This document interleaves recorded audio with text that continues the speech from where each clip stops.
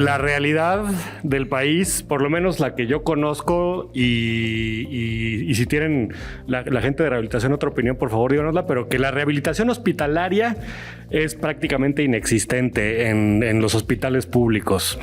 El paciente tiene un infarto cerebral y no puede recibir rehabilitación, con muy contadas excepciones durante su hospitalización. Y después, algunos de ellos, en un recuento que hicimos en el Instituto de Neurología, como 40% de los pacientes que necesitan rehabilitación acceden a un servicio de rehabilitación, y ahí en el Instituto de Neurología, yo creo que en otros hospitales el porcentaje será menor todavía, y esa rehabilitación es poco intensiva, se le ve poco frecuentemente al paciente y se le ve por un tiempo limitado. Y no hay rehabilitación a largo plazo y el paciente tiene mucha pérdida en el seguimiento. Entonces esa es la impresión que yo tengo de este país en términos de rehabilitación. Es una cosa que se ha enfatizado poco y hay pocos rehabilitadores, por supuesto, para los que necesitamos, me da la impresión.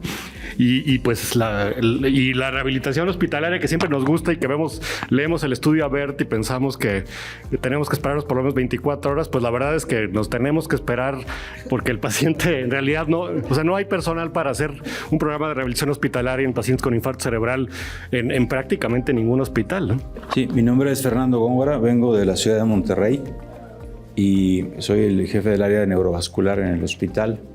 Y es un hospital público. Obviamente, como la mayor parte de los neurólogos, trabajamos también en hospital privado, pero de eso no voy a hablar porque ahí creo que las dificultades son mucho menores.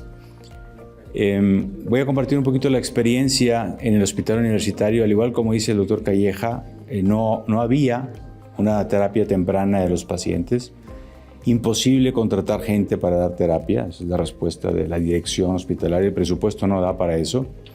Entonces la única solución que encontramos, y creo que es una solución que quiero compartir porque puede ser para otros hospitales públicos, es simplemente ofrecer la plataforma de tener pacientes, porque el paciente es el que enseña al alumno, es aceptar que tenemos pacientes que pueden ser útiles para enseñar a los técnicos en rehabilitación o a los rehabilitadores. Entonces yo vine con el licenciado Oscar Cavazos, que es el rehabilitador que inició el programa de rehabilitación en el hospital universitario, gracias a un convenio que hizo el hospital con una escuela técnica de rehabilitación.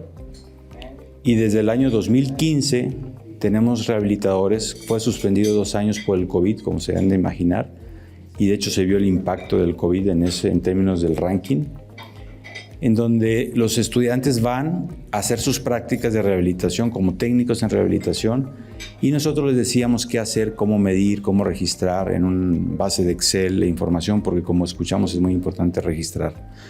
Ellos, siendo técnicos, no saben tampoco cómo medir, cómo usar escalas, entonces hay que enseñarles qué escalas y por qué.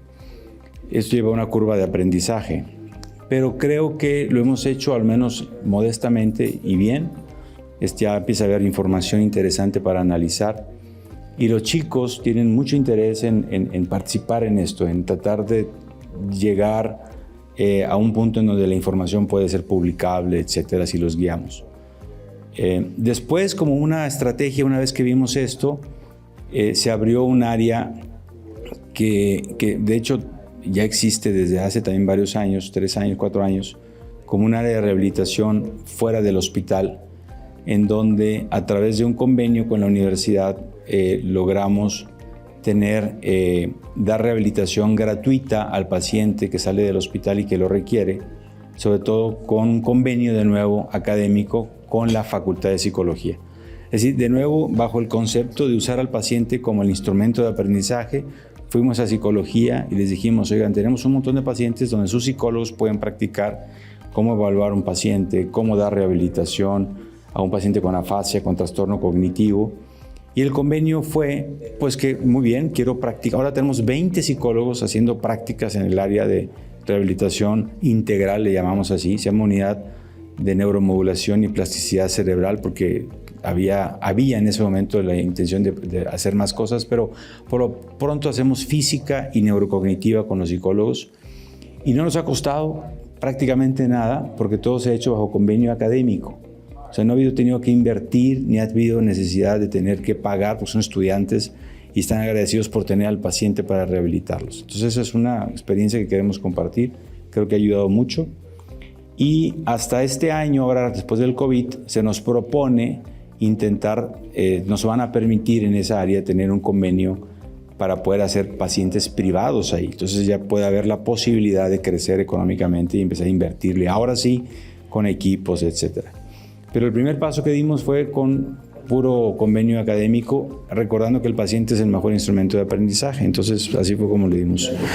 Y con respecto a lo que comenta el doctor Cantú, de hacer la experiencia nacional, nosotros estamos en la mejor disponibilidad de hacer pues, lo que saben hacer ustedes, tú en particular, Carlos, de guiarnos para hacer un buen registro de información, saber qué información requerimos realmente básica, quienes tengan rehabilitación temprana, censarlo, quien tenga rehabilitación en la etapa posaguda, censarlo. Y lo que hemos solucionado para el seguimiento pues es el ranking telefónico, porque es lo que se nos facilita, de nuevo utilizando recursos económicos. Imposible ir al domicilio, imposible dar, no tenemos esa facilidad. Pero creo que sería un primer paso, de nuevo, para demostrar la utilidad de lo que hacemos y que poco a poco se piense en gobierno en invertir en este tema. Hola, yo soy Jimena Castaño, soy la jefa de la División de Rehabilitación Neurológica del Instituto Nacional de Rehabilitación. Y bueno, yo voy a hablar desde un punto de vista muy particular y privilegiado, que es un Instituto Nacional de Salud. En realidad nosotros tenemos un área de manejo intensivo intrahospitalario. Sin embargo, creo que uno de nuestros principales problemas es la falta de conocimiento de los neurólogos de nuestro trabajo, nuestros criterios. Y creo que bueno, es en algo que tenemos que incidir nosotros, ¿no?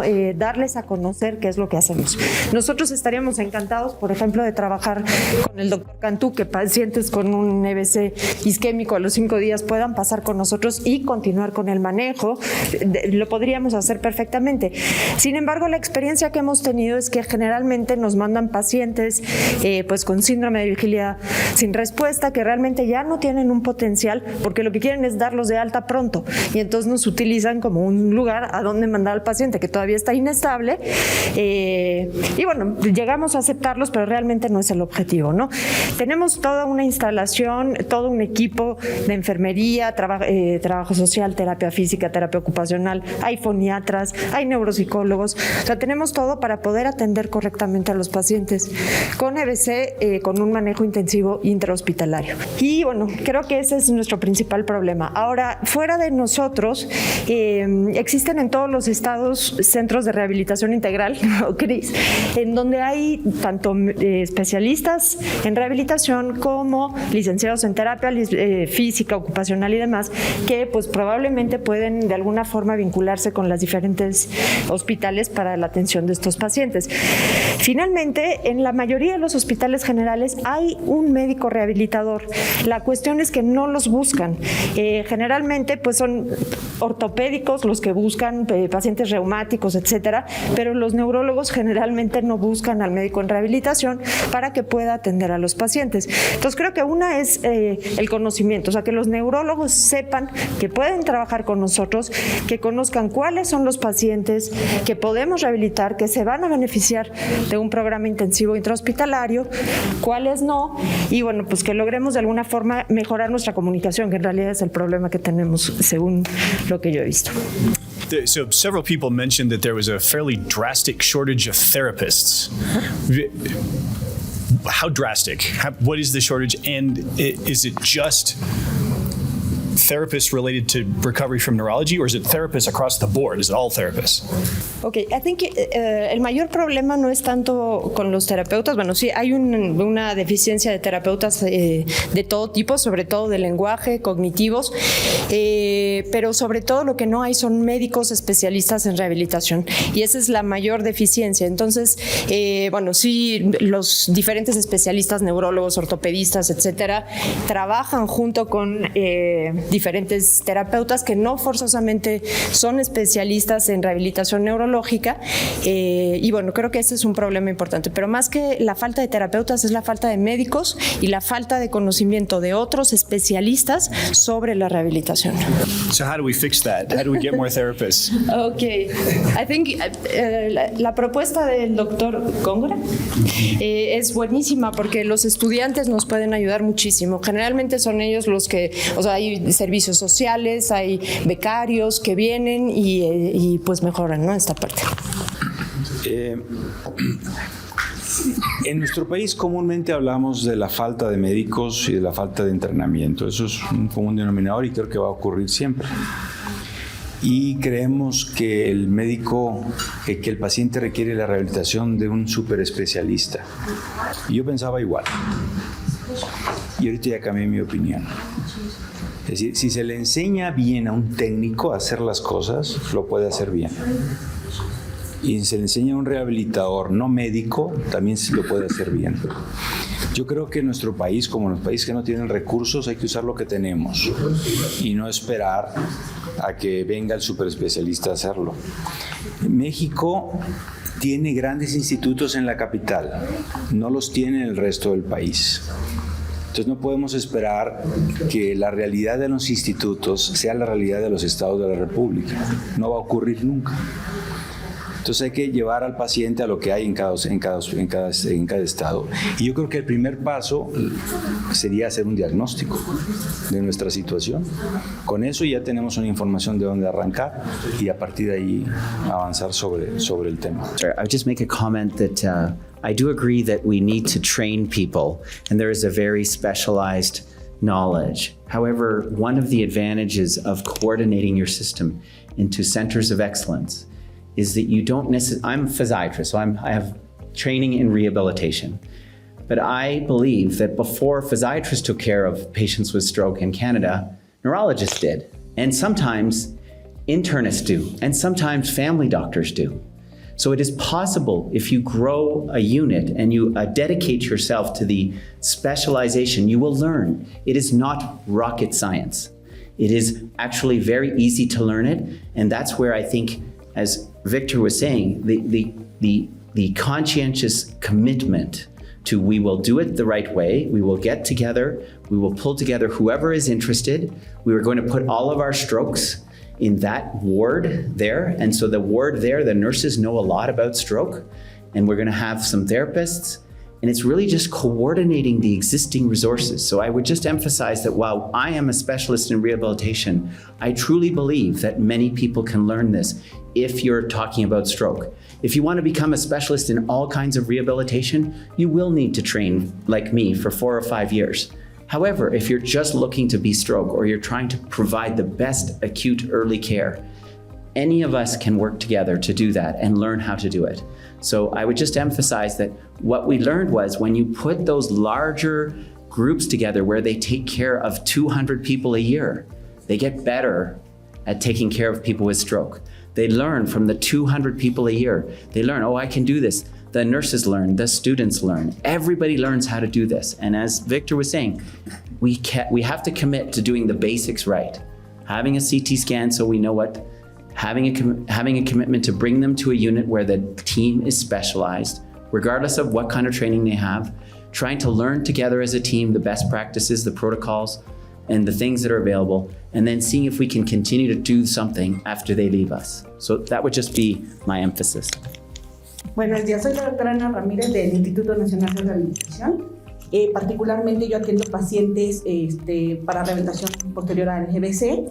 Y bueno, creo que tenemos un gran reto y tenemos que sumar esfuerzos, ¿no? Si bien se puede trabajar con estudiantes, con compañeros, con técnicos, creo que sí el médico rehabilitador en México necesita tener, ahora sí que nos echen un ojito, ¿no? Por así decirlo, porque al final, si bien hay mecanismos o hay terapias que se pueden dar desde un inicio, es importante mencionar que no son recetas de cocina, ¿no? Que hay que tener al paciente en un tratamiento personalizado y que uno de los grandes retos que yo me he encontrado en la consulta es que a veces los pacientes vienen inestables, vienen con presiones arteriales altas, con prevención secundaria farmacológica subóptima. Entonces, a veces, nosotros también nos atan un poquito las manos, ¿no? Si bien hay algunas cosas que podemos ir trabajando con los pacientes, sobre todo para prevenir complicaciones, a veces cuando nosotros queremos progresar ese tratamiento de rehabilitación no podemos, porque hay contraindicaciones, ¿no? Entonces, creo que sí tenemos que unirnos hacer protocolos, como decía el doctor, precisamente para todos saber nuestra expertise, dónde debemos de aplicarlo, ¿no? Y bueno, pues es lo que les quería yo comentar. Tuve la oportunidad de estar con ustedes en el Congreso de AMEVAL y fue muy interesante escuchar cada una de las ponencias que ustedes presentaban. En aquel momento me llamaba mucho la atención que les decía yo al doctor que no hay un rehabilitador que pueda platicar, y esto, la realidad es que todos los temas que ustedes presentaron fueron de mucho interés, cosas que a veces nosotros desconocemos en el área de rehabilitación, y nos abrió mucho la apertura para ver qué podríamos hacer. De ahí el interés por estar aquí y ver qué podemos ofrecer. En esta presentación, esta reunión que tenemos en este momento es como para crear una línea en la cual podamos nosotros atender a un paciente con ictus en etapas tempranas. Y como decía mi maestro, el doctor Ibarra, que independientemente del lugar donde estemos, lo que hacemos tenemos que hacer que sea permeable hacia abajo, que tengamos la oportunidad de atender a pacientes desde etapas más tempranas, o que podamos atender a pacientes que estén en diferentes lados. A mí me llamó mucho la atención la forma que se organizaron en Estados Unidos para generar inmediatamente un área de atención, tener los medios, y cómo obligaron al gobierno para que el gobierno pudiera voltear a ver a ese estado y ofrecer el servicio. Entonces, yo creo que a nosotros como médicos especialistas nos corresponde unir esfuerzos y poder generar algunas acciones que puedan repercutir en la sociedad, principalmente en nuestros pacientes, para poder hacerlo. Entonces, mi propuesta en concreto serían 2 líneas. Valorar con nuestras autoridades, con la doctora Quinzaños, ver la parte de abrir programas para la rehabilitación comunitaria. Tenemos la formación de recursos humanos que vienen de diferentes partes. Tenemos, como decía, la formación de terapeutas físicos ocupacionales, psicólogos, y aún así tenemos nuestras deficiencias. Sin embargo, yo creo que unir esfuerzo lo podríamos hacer. Entonces, mi propuesta en concreto sería 2 áreas. Valorar programas que se puedan abrir a la comunidad con rehabilitación comunitaria, darle seguimiento, y la telerehabilitación la telerehabilitación yo creo que es otra puerta muy importante que tenemos y que debemos de considerar. Entonces, pues son mis 2 propuestas. Gracias. Yo realmente soy un firme creyente de lo que ha pasado en Maryland, ¿no? Y aquí es la situación de los diferentes sistemas de salud es importante. Sería bueno tal vez AMEVAS, que es un vehículo, pero con esta idea de que los centros de stroke son la unidad básica, conformar un grupo de profesionales que están liderizando centros en hospitales para conversar. Y definitivamente que de primera, ya de lo que hemos visto hoy, sale que tal vez RENAMEX puede ayudar a facilitar eso, un programa de entrenamiento de cómo organizar los servicios para que médicos que están en hospitales que tienen los recursos, pero que no saben cómo empezar, puedan aprender a hacerlo. Y entonces también un programa de educación para la parte de rehabilitación, ¿no? Para que los neurólogos entiendan mejor cómo funciona la rehabilitación, cómo interactuar con los rehabilitadores. Y entonces también a los diferentes niveles, ¿no? Enfermería, terapistas, etc. Y eso sería bueno. Y definitivamente que la cosa de la data es poder. Ustedes están probablemente en un nivel ahora mismo que podría hacer inclusive una comparación de desenlaces clínicos de hospitales que tienen una buena organización con hospitales que tienen una buena organización pero les falta elementos, y esa data puede ayudar a cambiar, a transformar las ideas. Y finalmente, digo, la complejidad de los diferentes sistemas de salud. Yo me imagino que en México, como en casi todo, muchos lugares, una persona que lo atropella un carro enfrente a un hospital al que no es derechohabiente, es un principio establecido que lo meten en ese hospital para estabilizarlo. Y yo creo que debemos empezar a pensar en esa forma. Uno de nuestros neurocirujanos en Hopkins tiene una frase que a mí me parece que es brillante. cada vez que tenemos un problema, porque siempre tenemos problemas, el problema de puerta aguja, puerta trombotomía, nunca se resuelve, es una cosa constante. Cada vez que tenemos un problema de que hay un retraso en el tratamiento, él dice, ¿sabes qué? Lo que nosotros deberíamos hacer es agarrar al paciente de stroke, sacar una pistola, dispararle en el pie, y cuando empieza a salir la sangre, todo el mundo se mueve. Y esa es la forma como debemos pensar. O sea, si el paciente de trauma que lo atropellan en frente de ABC, pero no tiene dinero, lo atienden, al paciente de stroke también lo deben hacer. Y pienso que pensar en esa forma. Y quiero decir que usted está haciendo una labor heroica, así que realmente es simplemente construir sobre lo que se ha hecho. Cuando tuvimos oportunidad de entrar más en confianza, supimos que el 50% del gasto del Seguro Popular, 40 y tantos, se lo llevaban los medicamentos para el paciente con VIH en México. Entonces decían, bueno, ¿y por qué si hay dinero para eso y no hay dinero para el EBC? Porque ellos paran reforma. O sea, el día que no haya medicamento nos van a detener reforma y se hace esto una noticia. Lo que ustedes tienen que hacer es hacer ruido, si no, no va a haber presupuesto.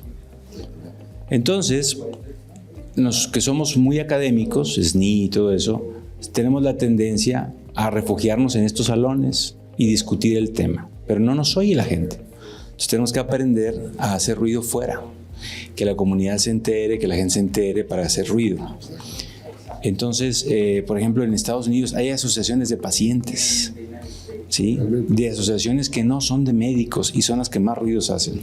Entonces yo creo que esa es una estrategia que no tiene nada que ver con esto a lo mejor, pero que creo que cada quien en su área, cada quien puede hacer algo más, como en el caso nuestro que hicimos que apenas va a funcionar, el COVID no lo detuvo, una red que se llama Red Ictus México y que está hecha por pacientes y por no médicos, para tratar de generar ese tipo de presión. Y desafortunadamente nos toca a nosotros, aunque no creamos que sea nuestro trabajo, ayudar a que eso ocurra. Pues.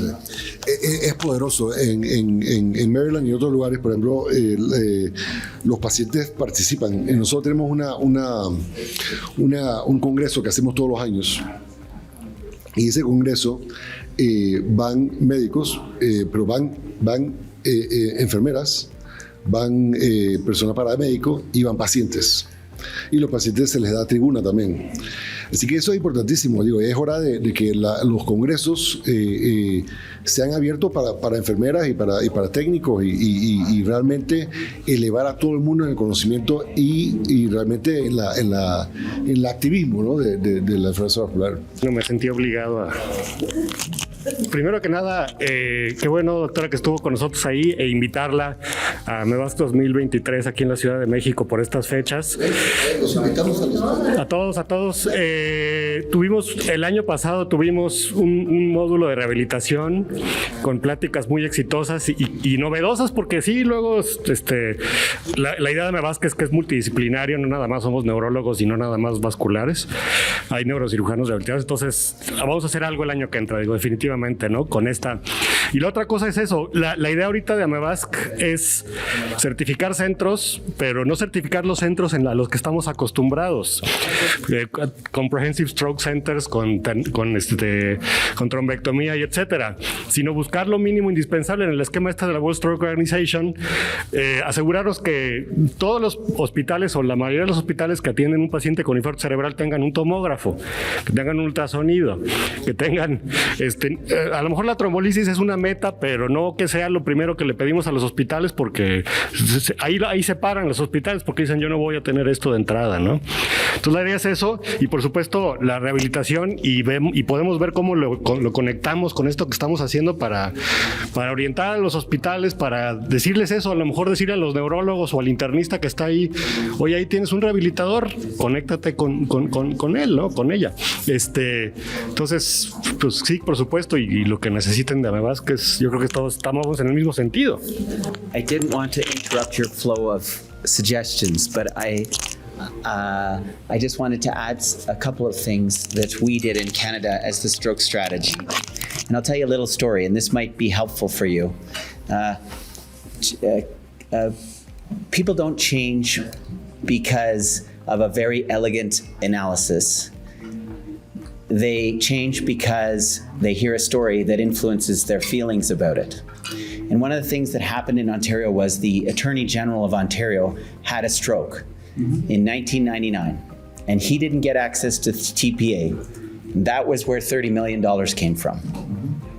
So when you have stories of high-profile people who have not got the right care, and that may not be the case, maybe they've gone somewhere else and they got the right care, those stories are very powerful in influencing people. So that's my first point, a suggestion to you. Second suggestion was, in Canada, what we did was we did similar to what Victor did, we did a stroke services inventory. So we sent out a survey to all the hospitals and we asked them, do you have a CT? Do you have a rehabilitation person? Do you have this? Do you have this? How many therapists do you have? So we could show the inventory of the whole country. And the final thing I would just, for your consideration, is just we have ambulances that pick up somebody in front of another hospital and drive them to another one because they're not specialized in stroke. And I still think that in some of your regions, it would be good to say the hospitals that are not interested, drive away and say, because of your stroke services inventory, they've decided they don't want to be in stroke care or they don't feel they could be in stroke care. So therefore, somebody else will put up their hand and say, I would like to be in stroke care. And then the ambulance picks them up and takes them to the right hospital, just like we do in trauma. Patient gets picked up, taken to the right hospital. So in Canada and in the US, that's what happens right now, is patients do not get taken to the local hospital if they are not experts in stroke. So just hopefully that's helpful in your thoughts. Yo soy neurocirujano. Y dice, bueno, un neurocirujano que hace en una plática de enfermedad cerebrovascular es parte del tratamiento multimodal. La oportunidad con la que un neurocirujano puede actuar con el neurólogo e incluso con su rehabilitador es de primordial importancia. Básicamente yo quiero comentar dos cosas que me parece que todos hemos estado hablando de lo mismo. Uno es los datos, en dónde estamos, y lo otro es la educación. Pero no hablo de la educación familiar, incluso hablo de la educación médica entre nosotros mismos. Pensamos que el neurólogo, que es la parte importante y que es el líder en este tipo de enfermedad, debe de liderar esto, pero no está solo, está con sus rehabilitadores, está con sus cirujanos, está con sus intensivistas e incluso con sus urgenciólogos. Todas estas son nuestras áreas de oportunidad en donde nosotros la rehabilitación la vamos a dar, pero la vamos a dar en un tiempo más temprano, más oportuno, y no vamos a quedarnos como a veces los cirujanos decimos, híjole, pues ya no se mueve, mándalo a rehabilitación. Es un pensamiento arcaico. Yo sé que tiene riesgos, yo sé que desde el primer momento tengo que hablarle a mis rehabilitadores, estar de la mano con mis neurólogos, estar informado para poder prevenir el mejor de los resultados. Y lo otro, la única forma que tenemos en el país de exigir es con elementos que digan, esto cuesta tanto. Y si nosotros dejamos de hacer lo que estamos dejando de hacer, la discapacidad, el hecho de que alguien más tenga que aportar por el paciente con las secuelas, pues genera muchos miles de millones de pesos, pero creo que no tenemos esa información, que eso es lo que a ellos les va a pegar. No si el ministro de Canadá tuvo el stroke o no, y él sí dijo, bueno, pues ahora sí, ahí va. No esperemos a eso. Yo creo que el doctor Cantú, el resto del grupo y todos ustedes tienen datos muy valiosos que debiéramos de tener todos en una sola base de datos y decir, manejar esos datos para que de esta manera nosotros pudiéramos ir empujando en cada una de nuestras unidades. Yo necesito un tomógrafo, vamos a apoyar la rehabilitación. Se me hizo extraordinaria la opinión de la doctora. Pues el Centro Nacional de Rehabilitación está abierto. Y bienvenidos. Programas de trabajo interinstitucional, bla, bla, bla. Pero básicamente mi punto es dos cosas, datos y educación. Médica, familiar, pero primero incluso médica, porque pensamos los doctores que pues ya se infartó, pues ya lo que sigue, ¿sí me explico? Es un absurdo ese pensamiento. Gracias.